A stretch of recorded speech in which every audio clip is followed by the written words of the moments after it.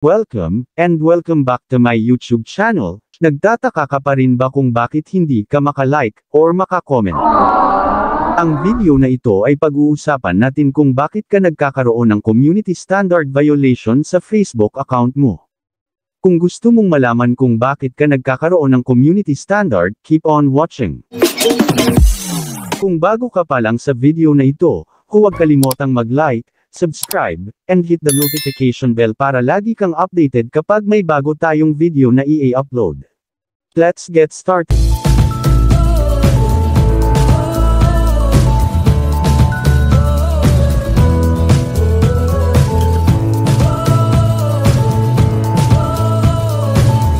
Ang unang violation kung bakit ka nagkakaroon ng community standard violation ay ang F2F, or follow to follow.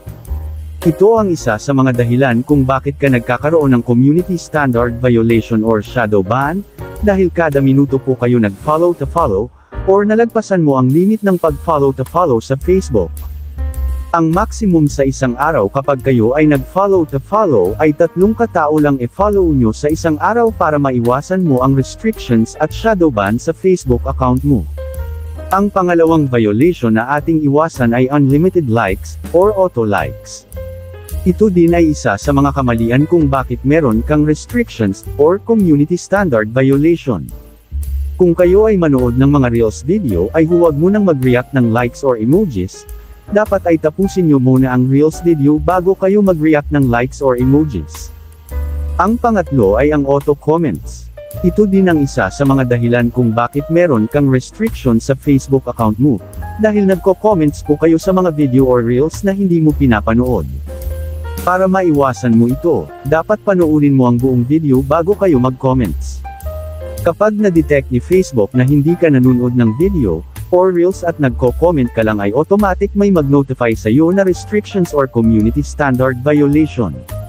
Ang huling violations na dapat nating iwasan ay ang hate or sexual comments.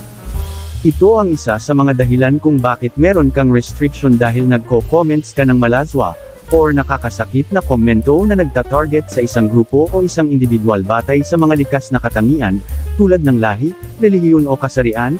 Kapag na-report ang comment mo sa may-ari ng post ay pwede kang makatanggap ng notifications tulad ng restrictions or community standard violations. Kung kayo ay monetize na sa Facebook ay iwasan mong mang-bash sa kapwa mo content creator para hindi maapektuhan ang inyong monetization tools. Para hindi po tayo makatanggap ng community standard violation, or restrictions, ay sundan po natin ang community standard sa Facebook. Kung bago ka pa lang sa aking YouTube channel huwag kalimotang mag-like, subscribe, and hit the notification bell para lagi kang updated kapag meron po tayong bagong video na i-upload. Thank you for watching.